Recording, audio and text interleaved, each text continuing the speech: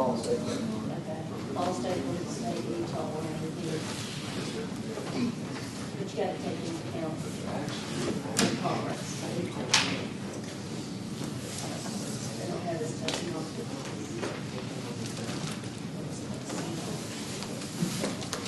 anyway. Well, anything you want to look at before we get started this morning? Anything from chapters 30, 31, 32?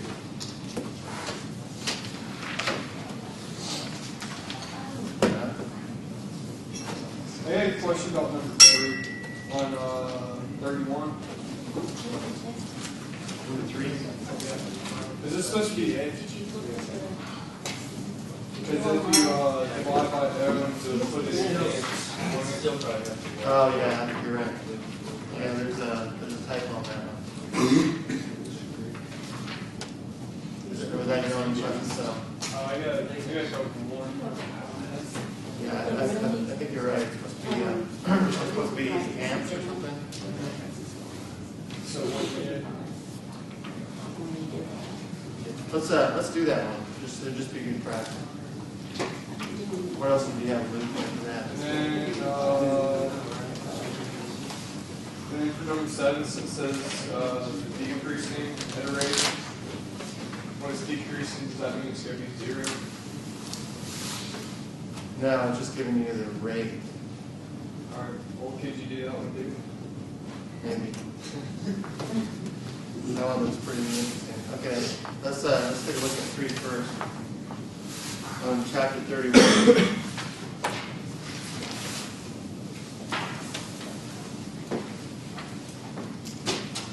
So the coil is wrapped with 300 turns of wire on the perimeter of a square frame, side length 20 centimeters. Each turn has the same area as the frame, and the total resistance of the coil is 1.5 ohms. A uniform magnetic field perpendicular to the plane of the coil changes in magnitude at a constant rate from 0.5 Tesla to 0.9 Tesla in 2 seconds. What is the magnitude of the induced EMF in the coil while the field is changing? Well, from Faraday's law, at least for an average induced EMF, that's going to equal, at least in magnitude, the number of turns times change in flux or the change in time. This is for average voltage induced. And I'm leaving out the negative because we're not really concerned about what direction that voltage is or what direction the current will be right now. We just want the magnitude of that. And in this case, we've got a bunch of turns of square area. In fact, we're told it's 300 turns.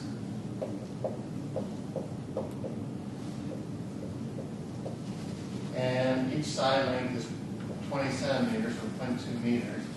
So the area of this rectangular coil is going to be 0.2 meters squared, or 0.04 meters squared.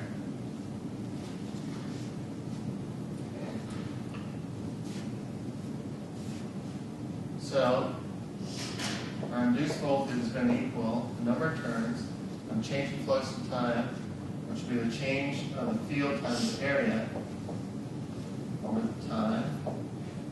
Angle is going to be 0 degrees between those two vectors, so just field times the area. But the field's changing, the area is not, so this is going to be the number of turns times the area times the change in field over the change in time. This will be 300 times 0.04. Change in field will be the final magnetic field minus the initial magnetic field, which will be 0.9 minus 0.5. And all this is going to take place in 2 seconds. So this is going to be, let's see, 12 times 0.4 divided by 2. Which would be 2.4 volts.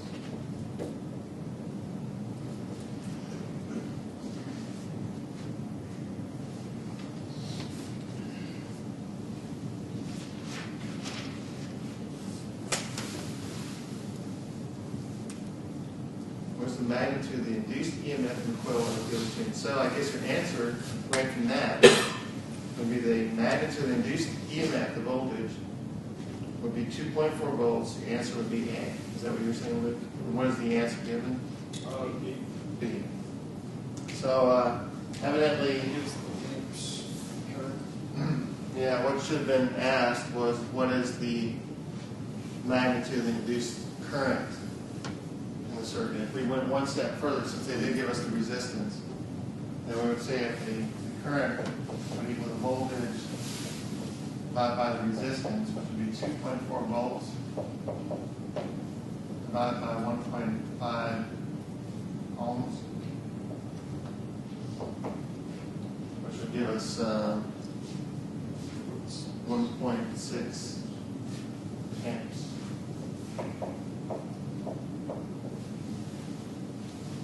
And I guess the answer given what they have as B was 1.6 volts, but that's, like I said, that's a typo. So the answer should have been A, 2.4 volts.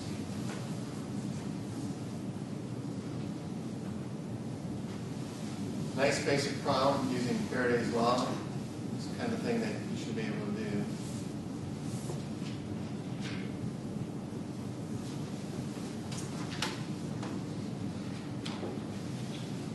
Look at that, number 7.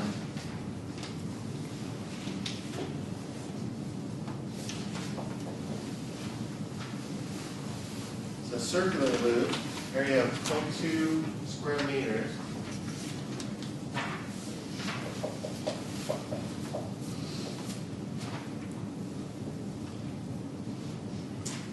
Turns in a uniform magnetic field with magnetic field equal to 0.13 Tesla.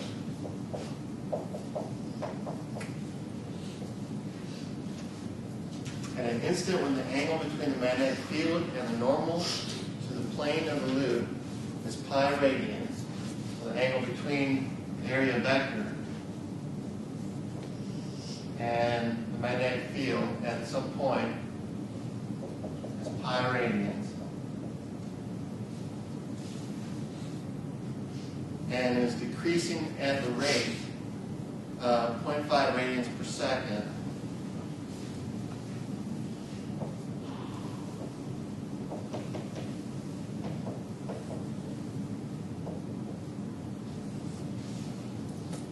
What is the magnitude of the EMF induced in the loop?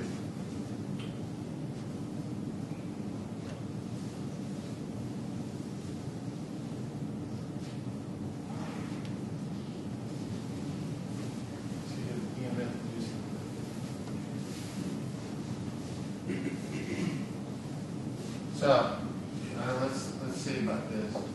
Normally your flux between the loop and between the area and the magnetic field would be the field times the area times the cosine of your angle between the field direction and the area direction. The area given by one of the right-hand rules for the area vector. So we would say that our induced EMF, at least the magnitude of it, would equal the number of turns times the change in flux over the change in time. And so the average would just be EMF. So that's the number of turns times the derivative of EA cosine theta with respect to time. Actual magnitude of the field is not changing. The magnitude of the area is not changing. Just the angle is changing because the angle is turning around. So we would have, this is the number of turns times the field times the area times the derivative of the cosine of theta dt, which is going to be negative sine theta d theta dt.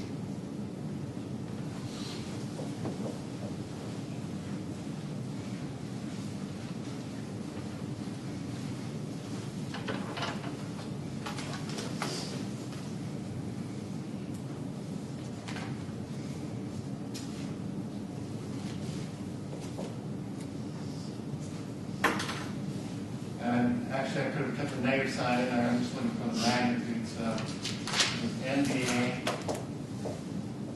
sine theta d theta dt.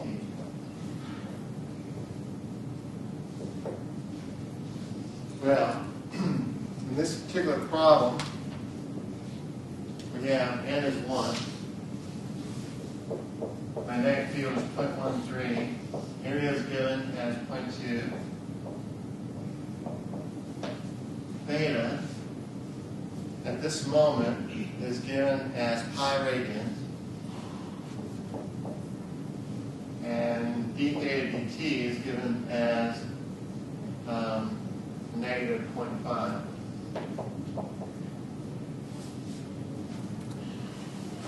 What is the sine of pi? Sarah?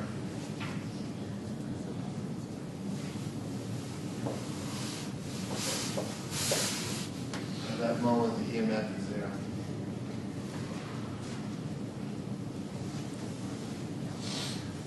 Okay, guess what? It seemed like a lot of work to get to that point.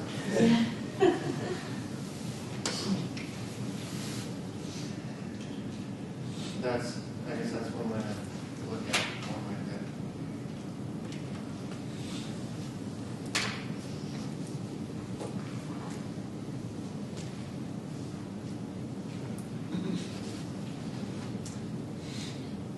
Anything else that looks interesting from chapters 30, 31, 32? Number 11, 31. Number 11.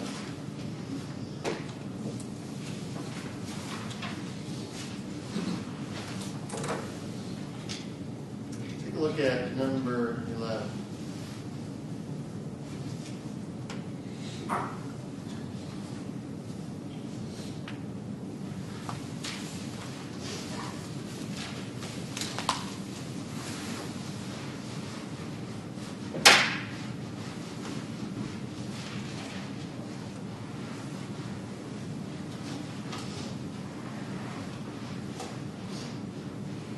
There's a temperature effect on this, on these writers. When it gets down to 60 degrees, I think the black tends to stay on the board a little bit longer.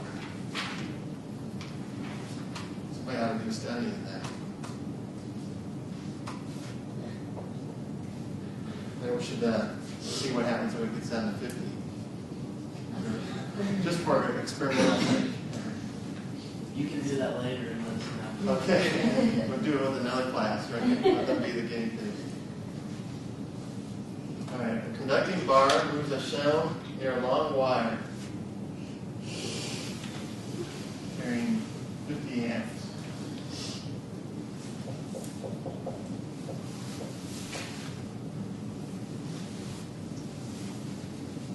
There's some bar like this.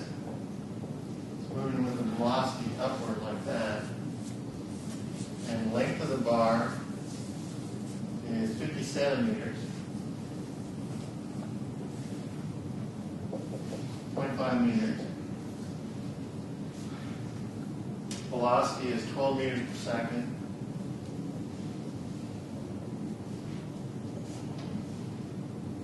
Wire is carrying a 50 amp current. And see, A is our distance from this wire. And that's equal to 4 millimeters.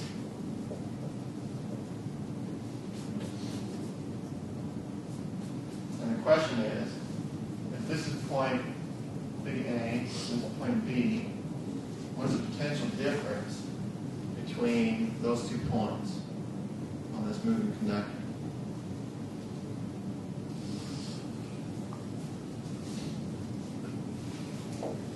I want to find the potential difference between the 2 ends of a moving conductor moving in a magnetic field produced by this infinitely long wire with 50 amps running through it.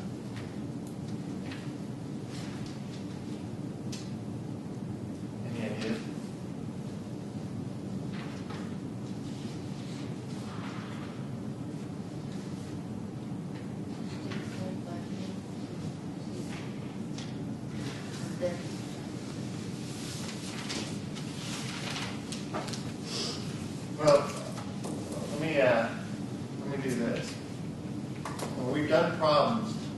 where we move the conductor in a magnetic field. And last time, or 2 times ago, we said that if you move conductor in a uniform magnetic field, that the voltage induced, the EMF induced, is equal to BLV. Like a sandwich, except it's a BLV instead of a BLT. Okay. That's it. That's if the conductor is in a uniform field, right? Well, this is not necessarily moving in a uniform field. It's moving from this point to that point, and this field is different depending on your distance from the wire.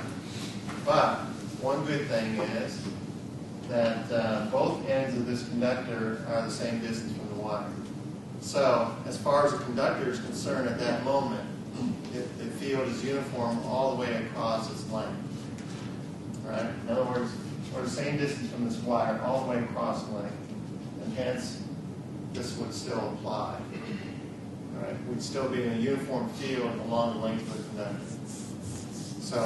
So we're good for the 2 points being in the same field. And so all we need to do, I think, is calculate what that field is and then apply this ELV. That's what we need to do. How can I find the field at that point? Again, the field due to an infinitely long wire. So the field due to an infinitely long wire is U naught I over 2 pi r, where r is the distance from the wire. In this case, this would be 4 pi times 10 to the minus 7 times the current, 50 amps, over 2 pi times our distance from the wire, which would be 4 times 10 to the negative 3, 4 millimeters. Let's see what we can get rid of here. We're going to have 10 to the minus 5 over 4 times 10 to the minus 3.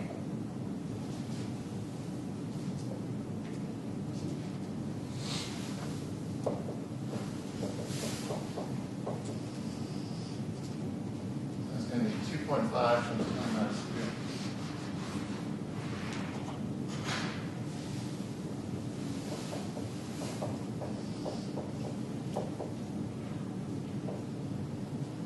Right?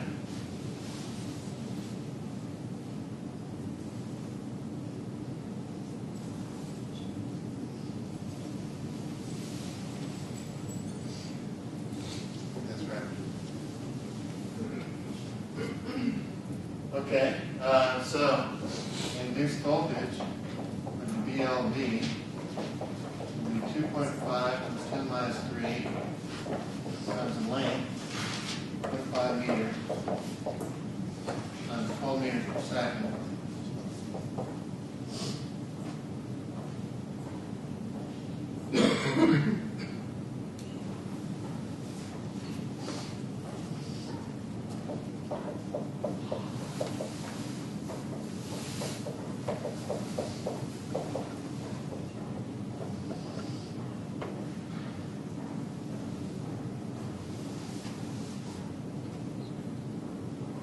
So I get 1.5 times 10 minus 15 millivolts.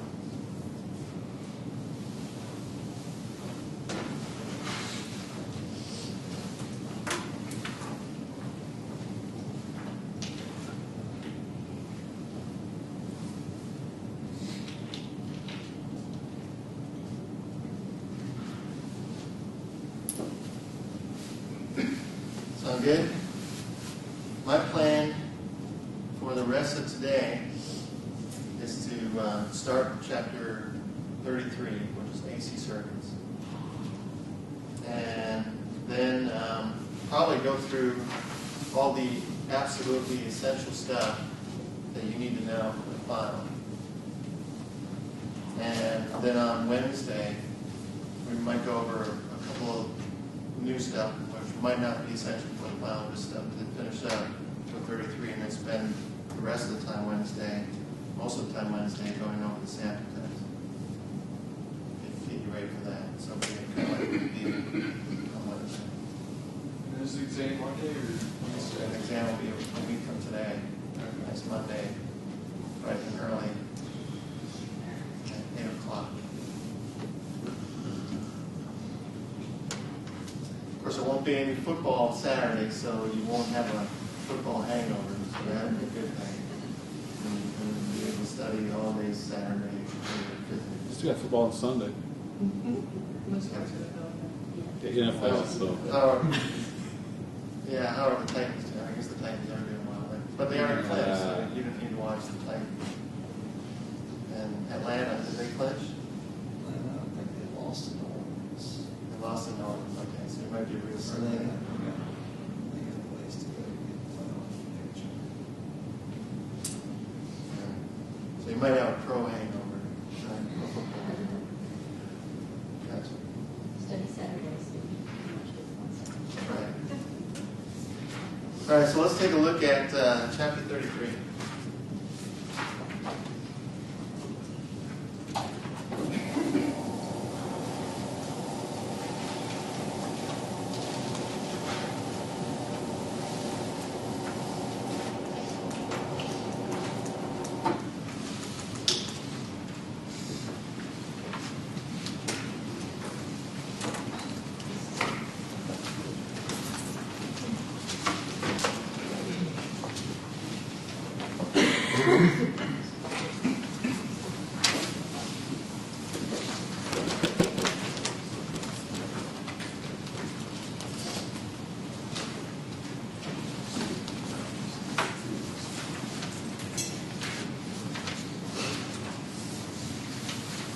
Well, we know from chapter 31, when we were looking at induced voltage, and we move a coil in a uniform magnetic field, that we can actually induce a voltage and also induce a current.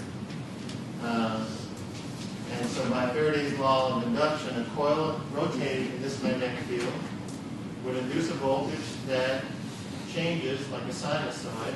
If I were to graph this, that induced voltage might look like this. A sinusoidal function, some maximum value, and just alternating like a sine function, back and forth, positive, negative, positive, negative, positive, negative.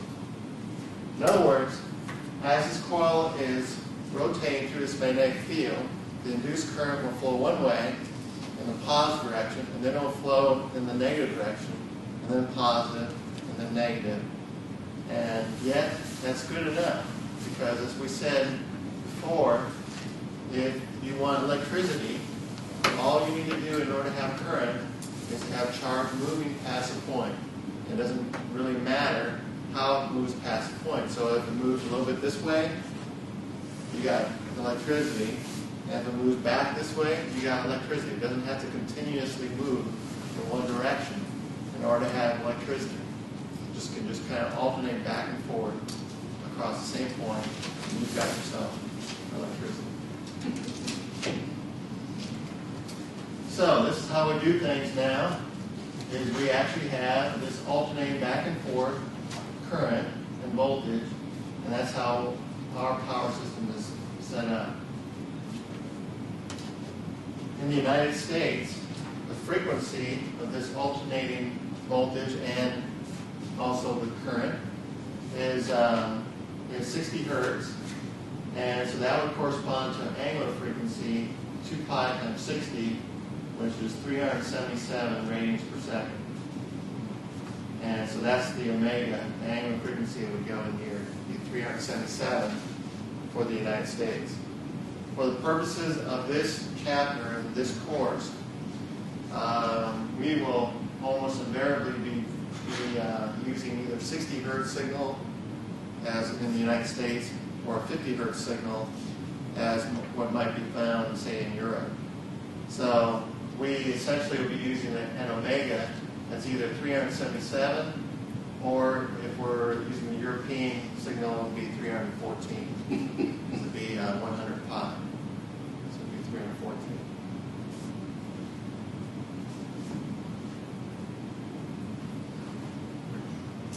Well, let's consider a simple AC circuit. We have this AC generator with this alternating voltage, sinusoidal voltage, and we're going to connect it up to a resistor. and we'll note that the current and the voltage, the current that's flowing through that resistor and the voltage that's across that resistor are what we call in phase, which means that when one changes, the other changes exactly at the same time. So the voltage across our resistor will be equal to the voltage given by the generator, with some maximum voltage alternating as a sine function omega t.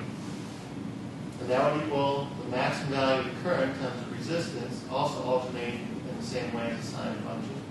So we have current and voltage in this resistor, but we understand that over time it's constantly changing according to this omega t sine function. So what we definitely can say is that if we look at the maximum values, the maximum voltage would equal the maximum current times the resistance, knowing all the while that things are constantly changing. But we can relate the maximum value to the maximum value. Voltage equals current times resistance, just like in Ohm's law, except that things are constantly changing. So we're just taking a snapshot. We can also look at it this way. The current is equal to some maximum current, sine omega t, and hence I could write that as the maximum voltage divided by the resistance, sine omega t. And again, we have a Ohm's law type relationship between the maximum values, knowing all the while that things are constantly changing in reality over time.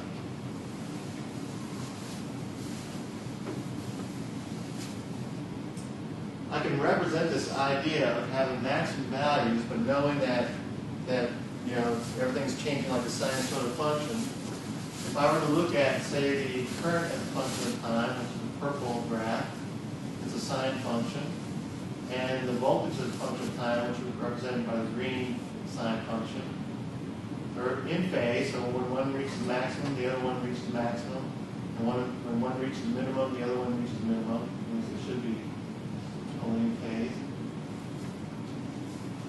We can represent these by what we call, by a vector that represents the maximum values of each, but we're going to rotate this vector with some angular frequency and time. So this vector is constantly rotating, and the projection of that vector on the y-axis would be the sine function times that maximum. So in essence, the projection of this vector on the y-axis would give you a sine function that has a maximum value equal to the length of the vector. In other words, a moving vector around in a circle at some angular frequency omega could represent each of these signals, either the current or the voltage. We have a name for this quote-unquote moving vector. It is called a phasor.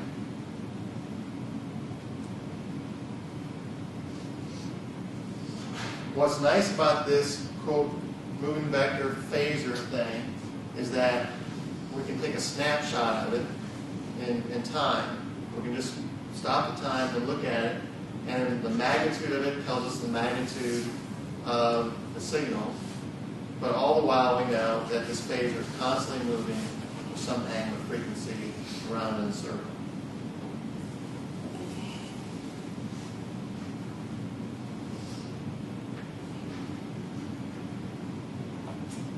All right, so we've got this circuit. We've got electricity. Electricity is moving in one direction, then moves the other direction. It moves positive, then moves negative, back and forth like this. So next step is, how much power are we getting? How much energy per time are we getting out of the signal? Well, if we used our circuit analysis from DC, we would say, maybe right off the bat, we'd say, well, the power should be equal to, at least if it's running through a resistor, I squared R. Because that's what we learned in chapter 28, right? That the power is equal to the current squared times the resistance, I squared R. And if I'm looking at this current that's changing back and forth like this, I would notice one thing, that over time, the average current at some point, is zero. Because you got a positive current going this way, then you got negative current going that way. And if I were to average that over time, the positive would cancel the negative, and I'd have an average current of zero. And I might erroneously conclude that my power was zero as well, I squared R. The problem is that if you have a resistor and you have a current flowing in a resistor, the resistor heats up and gives off energy per time. So you got power dissipated in the resistor. And as far as the resistor is concerned, it doesn't matter which way the current is going. If the current's going this way, the resistor heats up, gives off power. If the current's going that way, the resistor heats up, gives off power. It heats up in either case and gives off energy per time. So we're losing energy per time in an AC circuit no matter what. And so the power dissipated is not zero. We're losing power in those resistors. They're heating up and giving off energy. So we have a dilemma. Our average current over one cycle is zero, but the power is dissipated regardless of the direction of the current. So how do we deal with trying to quantify power in an AC circuit?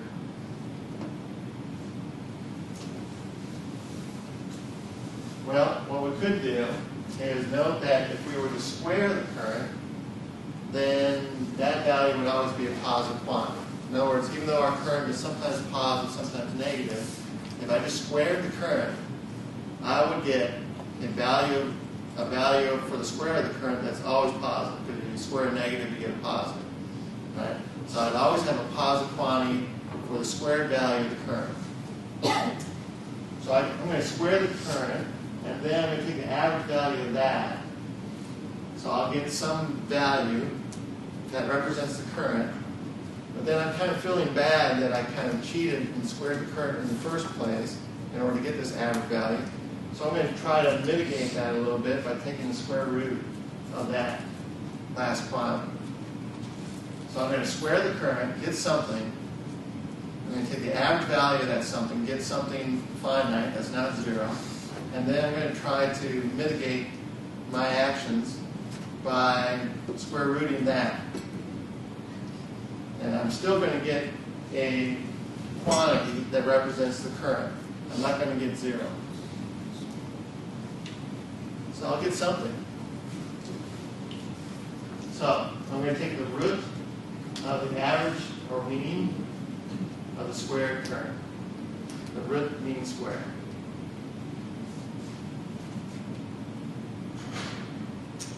For a sinusoidal function, if you were to square a sinusoidal function, then all your values would be positive. They would still be contained, they would still be bounded between 1 and 0. Because if you, all your sine function is maximum 1 and less than, most of the values are less than 1. So if you square those values, they're never going to be greater than 1. So you're still going to be bounded between 1 and 0. And your root mean square value, we can show this in a moment, your root mean square value will be equal to your maximum value divided by the square root of 2. Or 1 over the square root of 2 is 0.707. So your root mean square value would be 0.707 times the maximum value of your current. And that is what we call the root mean square, or RMS current.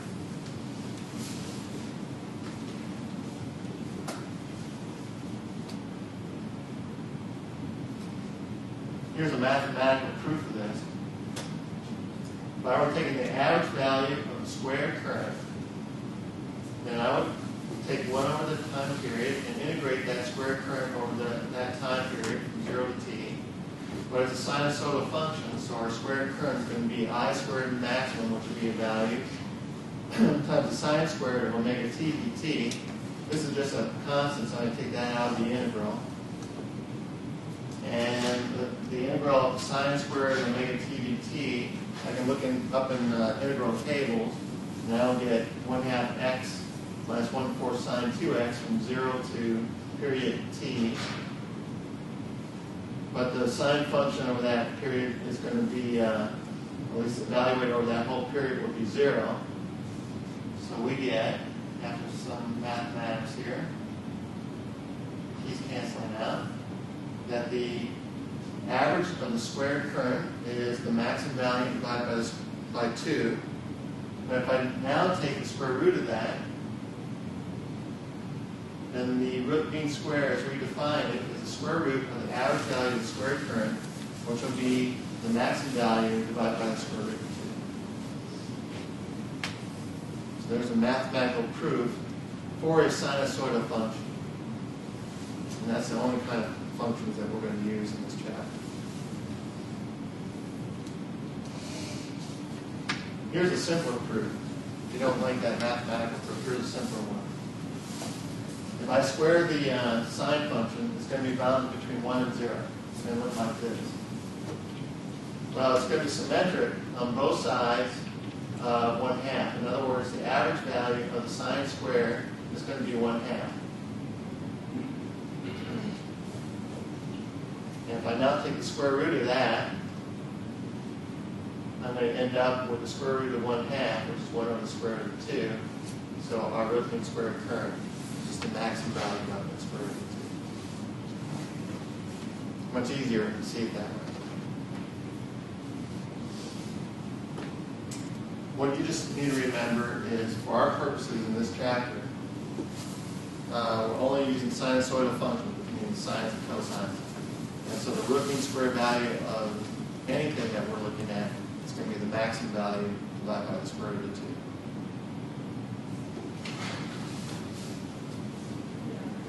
So a sinusoidal AC circuit, the root mean squared current is the maximum current divided by the square root of 2. 0.707 becomes maximum value. Or the root mean squared voltage is the maximum voltage divided by the square root of 2. 0.707 times the maximum voltage.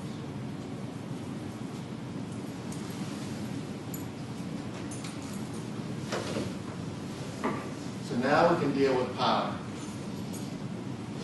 We'll define power as the average power as the root mean squared current squared times the resistance. And that's by definition, since we are gaining value for root mean square, then that is what we define as our power dissipated in the AC circuit.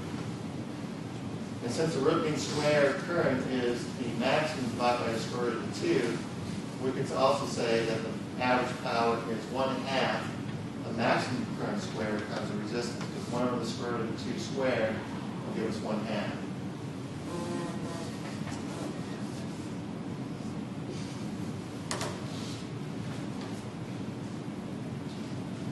So far so good, right? We've introduced what we call AC circuit or AC signals.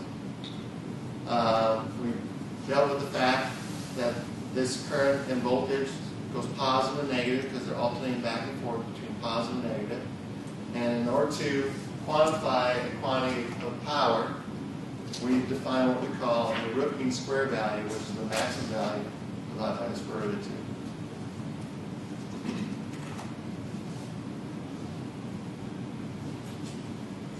Let's skip this again. This is what would happen if we had not a sinusoidal function, but a sawtooth function. But we're not going to do that.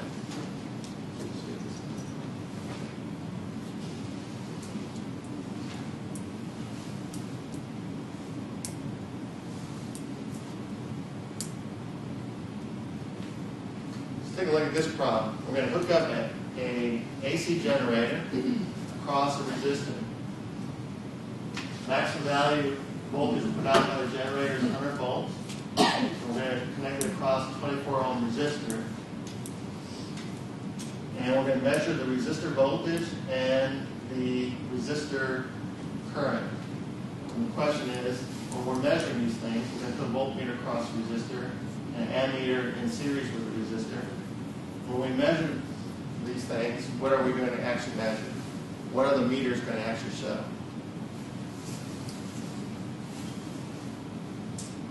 Well, if it's an AC circuit like this, the meters are designed to show the root mean square values. So, if the maximum voltage is 100 volts, then the root mean square value would be 100 divided by the square root of 2, which would be 70.7 volts. When I put my meter across that resistor, it will show me 70.7 volts, the root mean square value. Even though the actual voltage goes up to 100 volts, but it's changing like a sinusoid. So the maximum value is actually 100 volts. But my meter will show me 70.7.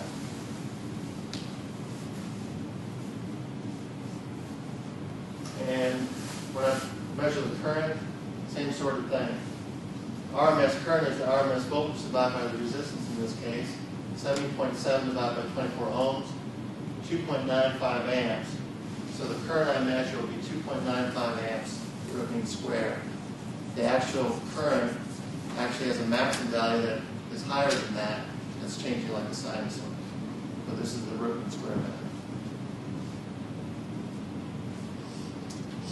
Same thing, if I were to take a meter, I don't suggest, well, unless you're really careful doing this, but if I were to take a meter and measure the household voltage, right, put out by the plug, what would I measure?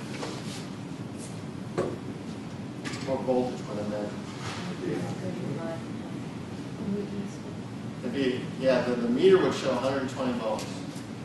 The meter would show 120 volts. I did this experiment when I was 3 years old, because instead of using a meter, though, I used a fork.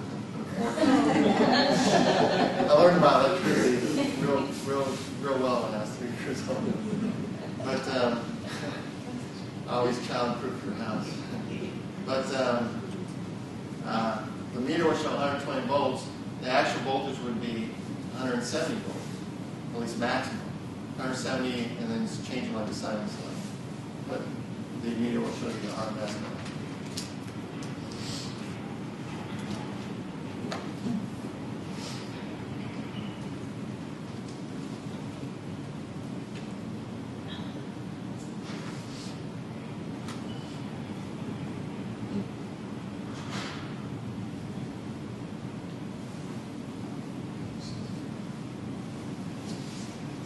Alright, so we've introduced AC signals, current and voltage, and how they might act in a resistor circuit. What about inductors? We're going to put an inductor in an AC circuit. Part of the problem with the inductor is that, as we saw with previous chapter, that the voltage on the inductor depends on how the current is changing. Right? By definition, the voltage across the inductor is equal to the inductance times the changing current per time. So when the current is changing rapidly, we have more voltage on the inductor. When the current is changing not very much, we have maybe zero voltage on the inductor. So the way the inductor behaves in the circuit depends on what the current is doing at that moment. And how the current is changing. So an inductor's opposition to the current flow will depend on the angular frequency. Because if the angular frequency were large, then the current would be changing like this all the time. You're going positive, negative, positive, negative, positive, negative all the time. And so if the angular frequency is large, then it is changing, the current is constantly changing rapidly. Right? It's going up and down, up and up, like that. Right? Which means that in that situation, the inductor would have more influence on that circuit. It would have a greater presence because it depends on how the current is changing. As opposed to if the angular frequency were small, if the angular frequency were changing like this, gradually, with a small angular frequency, then the inductor, the current's not changing that rapidly, the inductor has less influence on that circuit.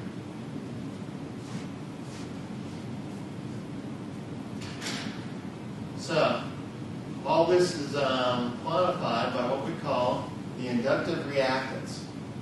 We define the inductive reactance as, could say chi sub L, but I'll just say X sub L, is equal to the angular frequency times the inductance. In other words, the inductive reactance, which might be in essence the measurement of how the inductor is influencing that circuit, is proportional to the angular frequency. If the angular frequency is high, the inductive reactance is high. If the angular frequency is low, the inductive reactance is low. It's equal to the angular frequency times the inductance.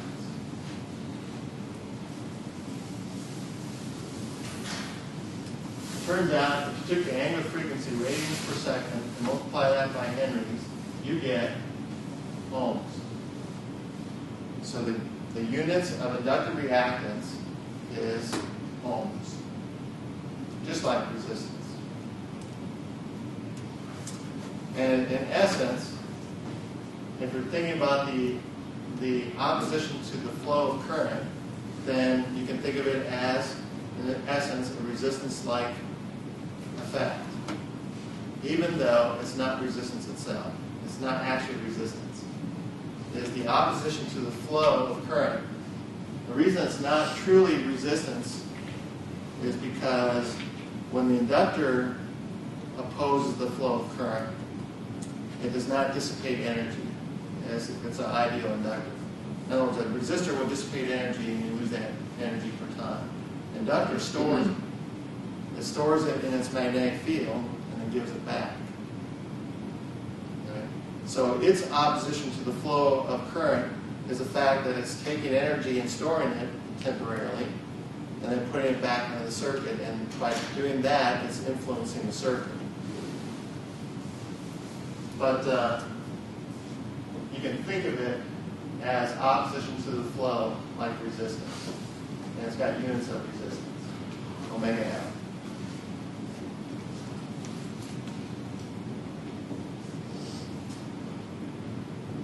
So if I were to measure, if I had a purely inductive circuit, in other words, if I had an AC generator across an inductor and nothing else, and I measured the voltage and measured the current through that inductor and voltage across that inductor, I could give myself a Ohm's law-like relationship between the maximum values of voltage and the current. I would say that the maximum voltage across the inductor is equal to the maximum current through the inductor times its inductive reactance. This is sort of acting, in essence, in this equation like resistance does in Ohm's law, E equals IR. And the same thing for the RMS value. The RMS voltage is equal to RMS current times the inductive reactance. I have to remember, though, that in an inductor, the voltage leads the current. In other words, we saw from chapter 32 that if you had a battery, inductor, and a resistor, and you close the switch, that the moment that you close the switch, the current through that circuit was zero.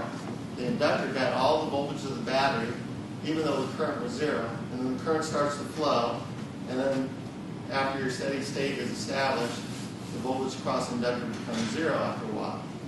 So in other words, in an inductive circuit, the voltage comes first, and then the current follows. The voltage does something, and then the current does something. And so in an AC circuit, that's how our phasors go. The voltage is going to do something, it'll reach maximum first, and then the current follows.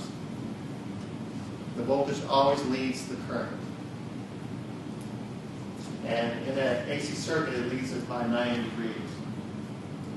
So we can imagine a phasor representing the maximum voltage, a phasor representing the current, and they're always 90 degrees apart as they're moving.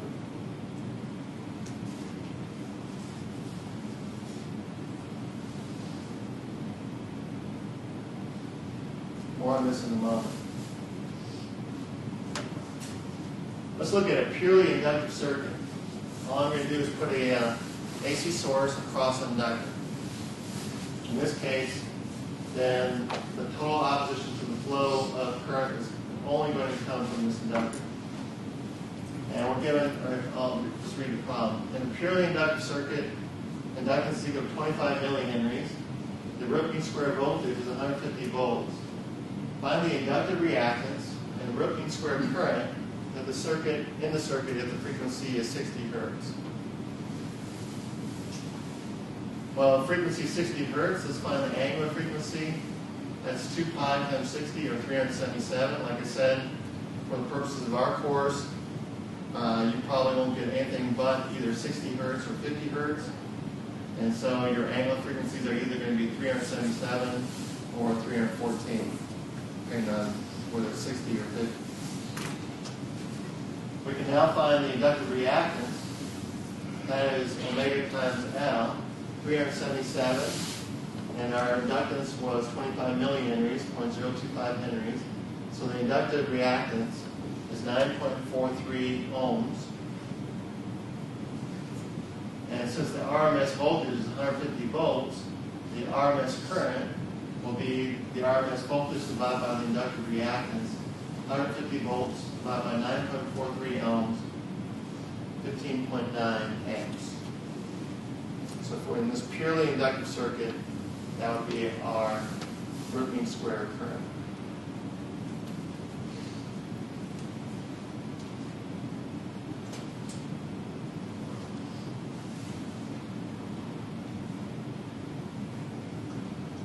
Here's an application. Here's a theatrical light dimmer. What I could do is set up a RL circuit like this. And one way to change what we'll define as the impedance of the circuit is to change the inductive reactance. Because if I change the inductive reactance, if it's a purely, well, if the inductor is an influence on that circuit, then if I were to increase the inductive reactance, that would increase the opposition to the flow current, and the light would get dimmer. If I were to decrease the inductive reactance, that would increase the current, and the light would get more bright. And one way to change the reactance is to change the inductance. And so if I were to have a core here, which I can move back and forth, by moving the core in and out of that coil, I could change the inductance. I would hence change the inductive reactance, and hence I could either dim or brighten that light. And so just by a little dial that would either move the core in or out on the inductor, I would have myself a light dimmer. That's what I'm going to do.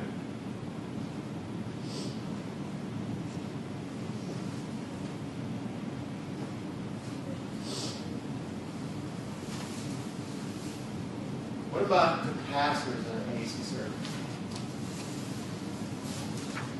We know that in a DC circuit, capacitors can have an influence, because what will happen is when the current flows, the capacitor will start building up charge, and the voltage on the capacitor is proportional to the charge on the capacitor. So as the capacitor starts to build up charge, it will gain voltage. As it gains voltage, it has an influence on the circuit. Right?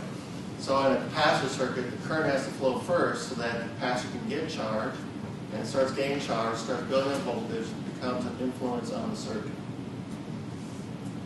What happens if I put that capacitor in an AC circuit?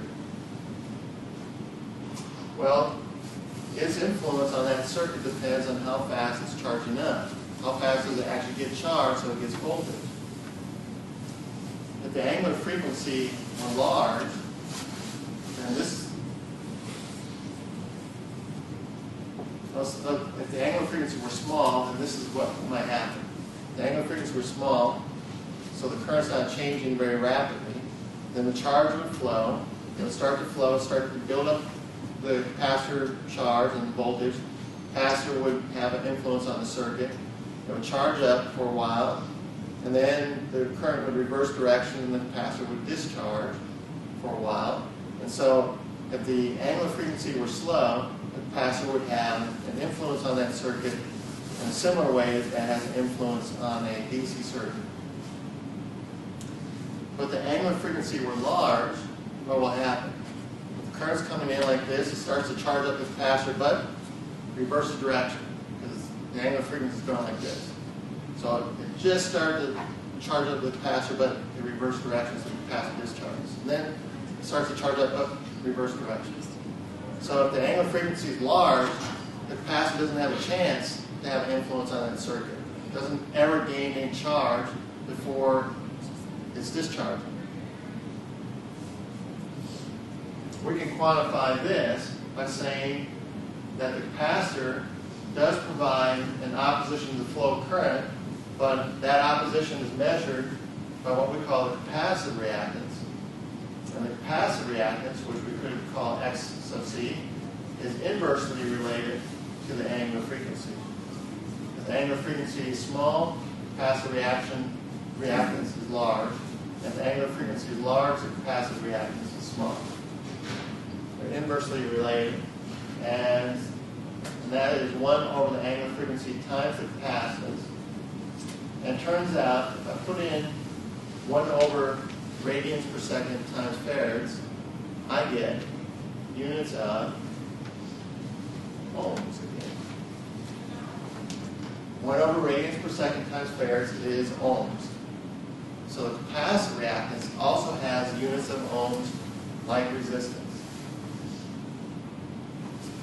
And in essence, it has an opposition to the flow of current like resistance. But it's not truly resistance because it does not dissipate energy like a resistor does. A capacitor stores energy as well. It stores energy in its electric field. You got 2 plates, you got electric field between those plates. As the plates charge up, it stores energy in that electric field and gives it back to the circuit. So if it's a pure capacitor, it has an opposition to the flow of current, but it's not resistance, it is reactance. But it has units of resistance. So in some ways we can kind of treat it mathematically in the same way.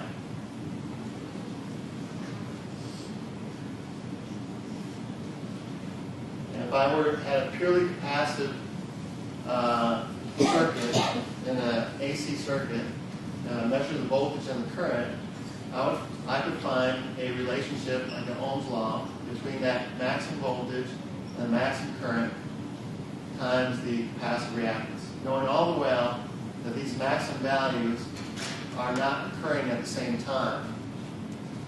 Right? That the current comes first and then the voltage comes. But I can relate those values, if I knew what the values were, as an Ohm-like relationship just in terms of their values, but they're not occurring at the same time. Same thing with the RMS values. So it looks like an Ohm's law relationship between the RMS voltage and the RMS current. Current comes first and then the voltage. The current is 90 degrees ahead of the voltage in a capacitor. Opposite of what we saw with the inductor.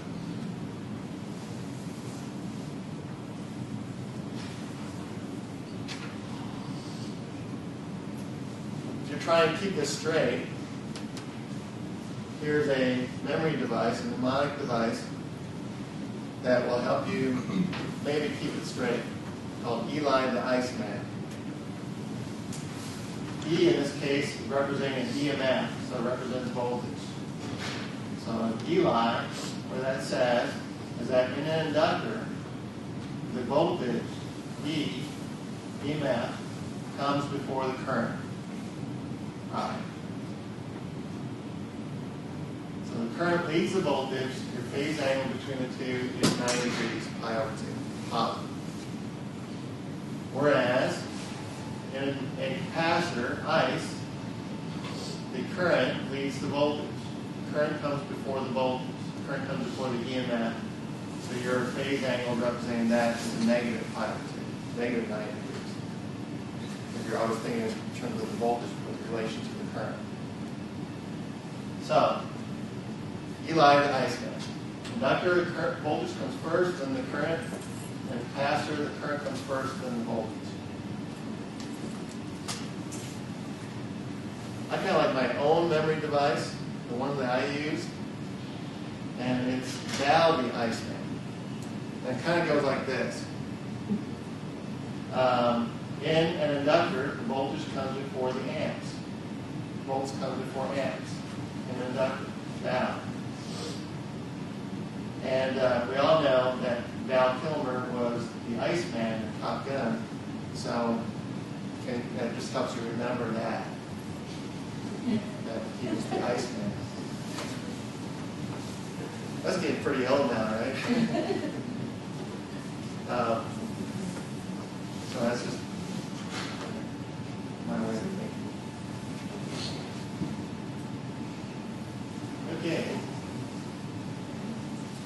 So this is what we have. Voltage under a purely resistive circuit. Voltage across the resistor equals the maximum current times resistance sine omega t. So we're purely inductive. The voltage would be the maximum current times the inductive reactance sine omega t plus pi over 2, because the voltage leads the current. And if it were purely capacitive, the voltage would lag the current by a phase angle of minus pi over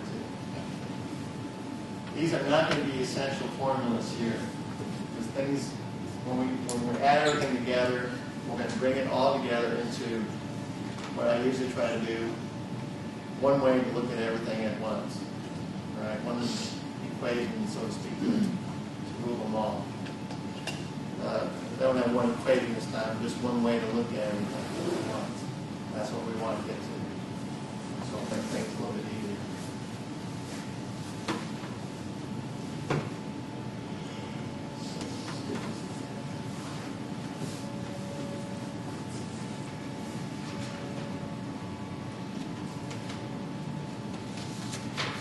This is why I want to get to this, because I don't want to leave you in a confused state.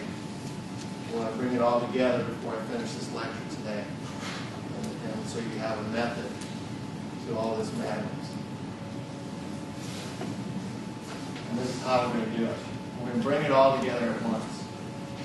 We're going to have a resistor, inductor, and capacitor all in one AC circuit.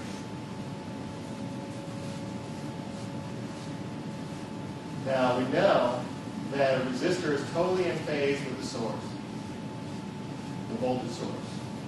But the inductor, the voltage leads the current, so the voltage across the inductor is ahead of the current by 90 degrees. And a capacitor, the current leads the voltage, so the voltage lags the current by 90 degrees. So we have these three items in this one circuit with one source, and all three are doing different things at different times. You have the voltage here in phase with the voltage of the source. This one, the voltage is 90 degrees ahead. This one, the voltage is 90 degrees behind. They're all doing their own separate things at different times. They're all out of phase, so to speak. So, how could we possibly add voltages when the voltages themselves are totally out of phase with one another and doing things at different times? Is that what you? Yeah. Well, sort of.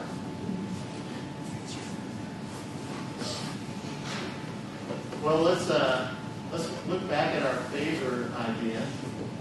As we recall, a phasor is a snapshot of these moving vectors. So you got these vectors that represent the maximum values, all the while knowing that they're moving with some angular frequency, but we're just taking a snapshot in time. And so if we took a snapshot of the resistor, we find that the voltage across the resistor is totally in phase with the current. They're moving at the same time. And that's the resistor. If I took a snapshot of the inductor, I would find, given a certain current, that the voltage across the inductor is 90 degrees ahead of that current. So that would be my snapshot for the inductor. Eli, or Val. Voltage comes before the current, or voltage before amps. Or, if I looked at the capacitor, I would see, given a certain current, the capacitor voltage lags that current by 90 degrees, and that's the Iceman. Right? Current leads the voltage. So given a certain current in this circuit, we're keeping the current as our constant variable through this, that the resistor is totally in phase, Inductor is 90 degrees ahead, capacitor is 90 degrees behind. So I have these three voltages. What I could do is this, add those voltages vectorially. At this snapshot in time, we've got the inductor voltage is positive here in the y direction, capacitor voltage is negative in the y direction, resistor voltage is in the x direction. If I just subtract the capacitor voltage from the inductor voltage, I would get a net y voltage, and that would be 90 degrees out of phase with the resistor voltage. So I can find my net voltage by the Pythagorean theorem. Square one plus the square of the other, take the square root. Find it vectorially. So I'm just going to subtract the capacitor voltage from the inductor voltage, get a net y voltage here, and then find this net maximum voltage by the Pythagorean theorem. Square this plus the square of that, square root will give me the magnitude of this vector here. Mathematically, it looks like this. Our maximum voltage is the maximum resistor voltage squared plus the difference between the inductor voltage minus the capacitor voltage, that's the quantity squared. If I put in resistance and reactances, it looks like this in terms of current. Factor out the current, and I get that our maximum voltage equals the maximum current times the square root of resistance squared plus net reactance squared.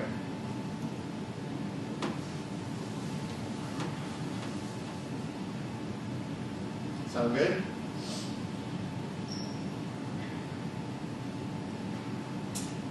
Well, we define that quantity, that last quantity that we looked at, to be what we call the total impedance of the circuit, represented by Z. So Z equals the square root of the net resistance in the circuit squared plus the net reactance in the circuit squared, where the net reactance is the inductor reactance minus the capacitor reactance. Hence, the impedance.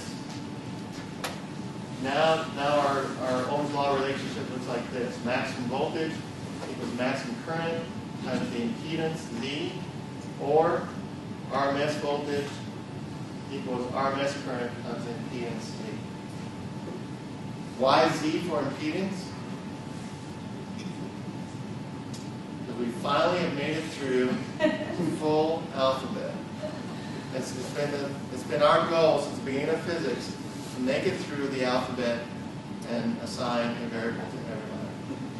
We finally have made it to Z, basically the last week of this class.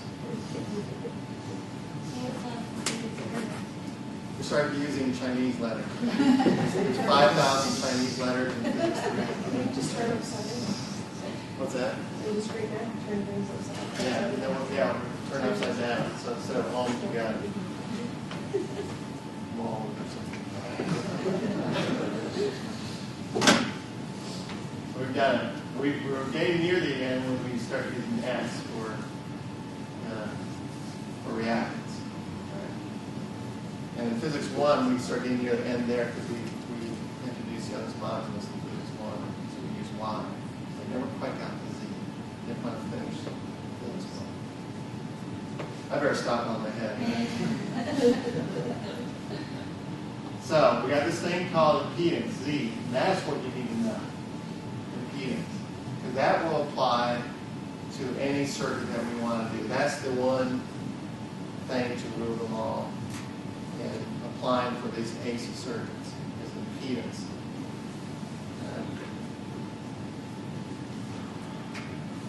And the phase angle would be the angle between the voltage and the current, and we can find that that's the angle that's represented by this triangle here. And that phase angle is the inverse tangent of the reactance, the net reactance, S, over the net resistance, R. And just by looking at this triangle, the tangent would be X over R, so the inverse tangent would give us 5. And that's the angle between the current and the voltage.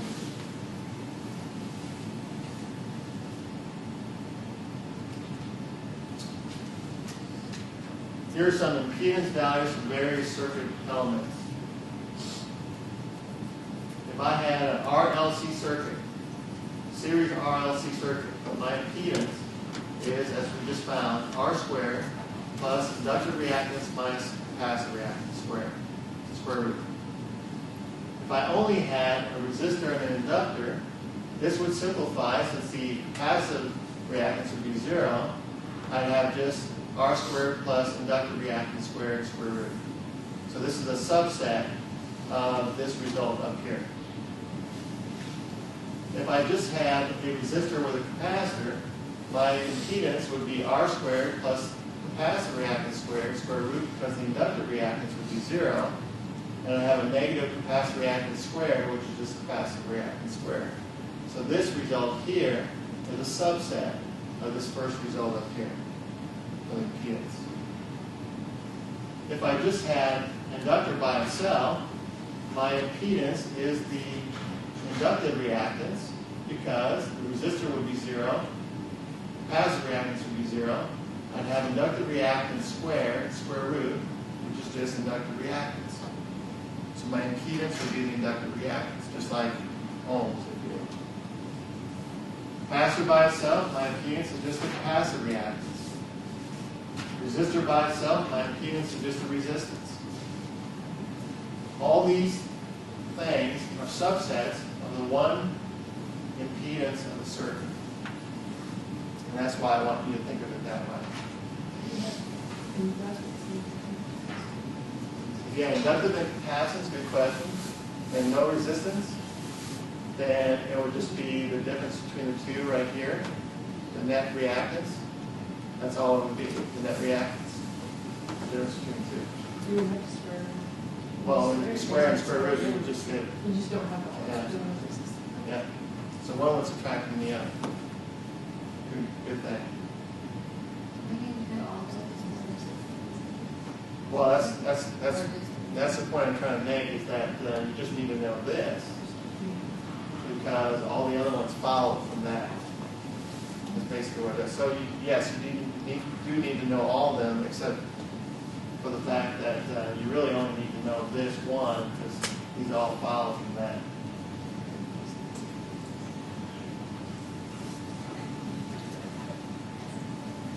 Let's try this out on a circuit. Here's a problem from the book. A series AC circuit contains the following components. Resistance is 150 ohms. Inductance is 250 millihenries. Capacitance is 2 microfarads. And we have a generator with a maximum voltage of 210 volts operating at 50 hertz. Calculate a bunch of things. The first thing is the inductive reactance. Well, we have a frequency of 50 hertz. That means our angular frequency is 314. 2 pi times 50. I guess I figured that out here. 2 pi times 50 is 314 radians per second. That's our angular frequency. And we want the inductive reactance, by definition, as omega times L. So that's 314 times the inductance, which was 250 millihenries, 250 times 10 minus 3, 78.5 ohms. So far, so good. What's the capacitive reactance? Well, by definition, the capacitive reactance is 1 over omega times C. And we just found omega, so that's 1 over 314. C was 2 microfarads, 2 times 10 minus 6. And when I figure that out, I get 1,590 kilohms. Right away at this moment, I can see that the capacitive reactance is greater than the inductive reactance. I would say that this circuit is more capacitive than inductive because its reactance is greater, its capacitive reactance is greater than the inductive reactance.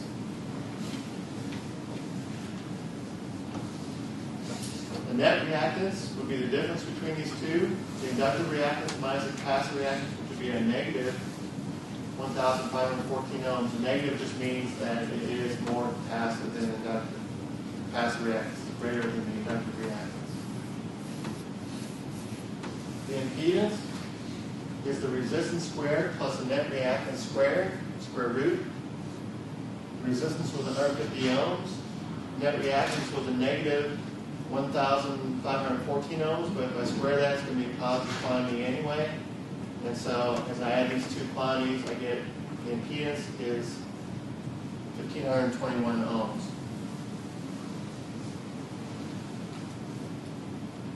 What's the maximum current? Well, that's the maximum voltage divided by the impedance. 210 volts divided by 1,521 ohms, 0.138 amps.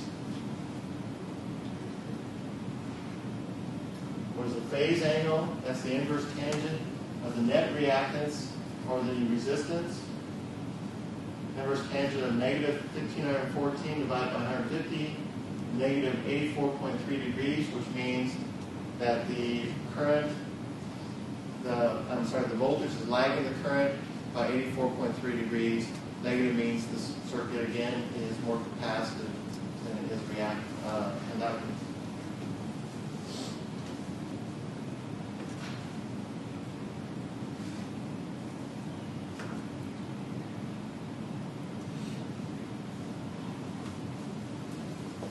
That is the essential knowledge that I wish to convey today. I know it's a lot. Like I said, I'm going to slow down on Wednesday. But I want you to get the essential knowledge that you need for the file.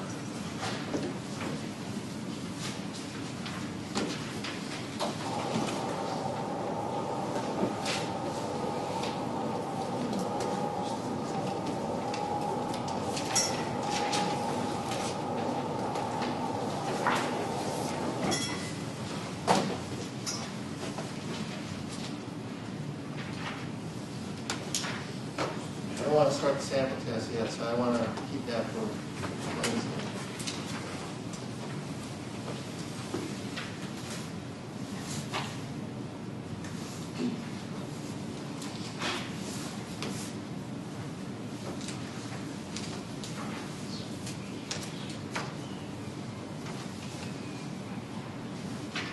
Let's do a problem.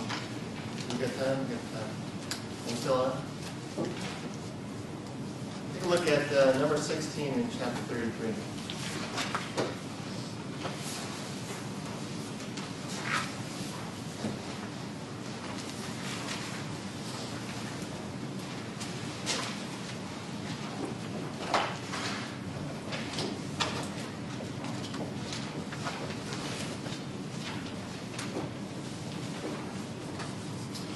Determine the RMS current for the circuit. Circuit there. An AC source. Looks like this, 140 sine 500T is our source. And a 1 kilo ohm resistor up here.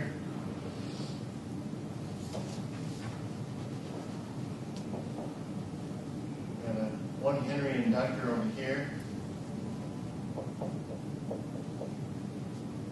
And a 1 microfarad capacitor down here.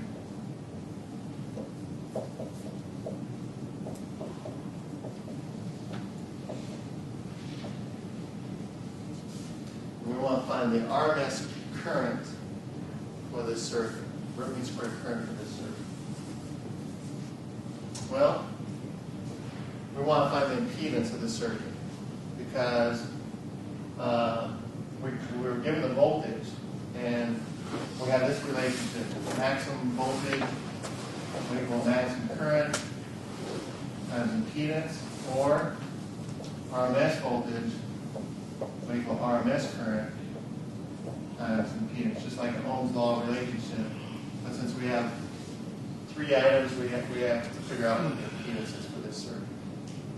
To figure out the impedance, we need to figure out the reactances of the inductor and capacitor. Let's do that. And before I can figure out the reactances, I need to figure out, or I need to identify what is my angular frequency. These problems are not necessarily as nice as I promised you, 50 or 60 hertz. What is my angular frequency on this? 500. Just by identification. This is sine omega t. Omega is 500. Okay? By looking at that. So, our inductive reactance is omega times L. That's 500 times 1. Maybe it is nice. 500 ohms. Our capacitor reactance is 1 over omega times C. That's 1 over 500 times 1 microfarad.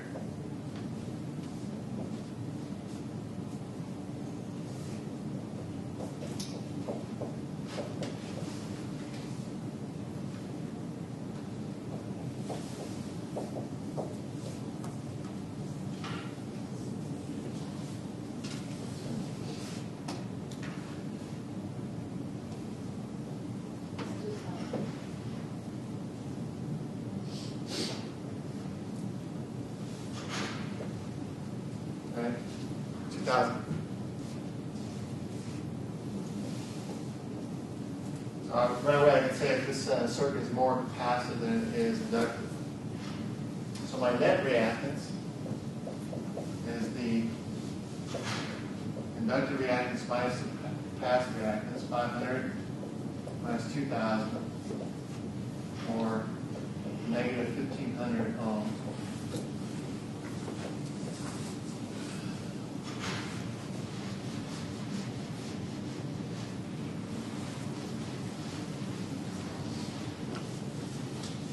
So my impedance, which is the resistance squared plus the net reactance squared, square root, is going to be 1000 squared plus negative 1500 squared square root 1802.7. 0.8.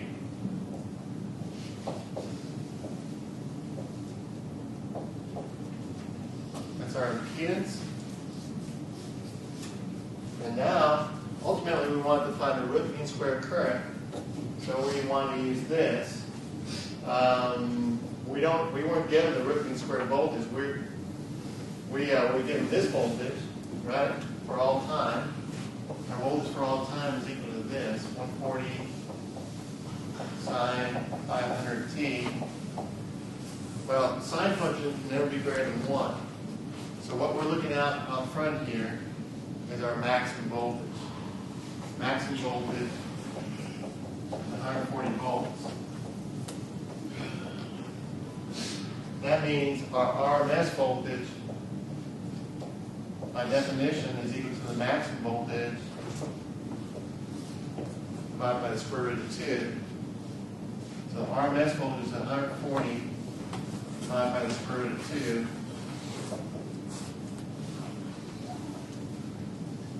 Around 100 volts.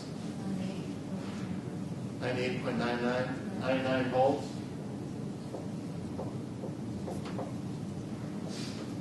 And hence our RMS current would be equal to the RMS voltage divided by the impedance. That's 99 volts divided by 1802.8 will give us the RMS current. 0.055 or 0.55 amps, or I guess that would be about 55 million RMS. I hope that's one of the answers. Okay. Look at this example, because all these things that we did in this example will be a progression that you want to be able to do.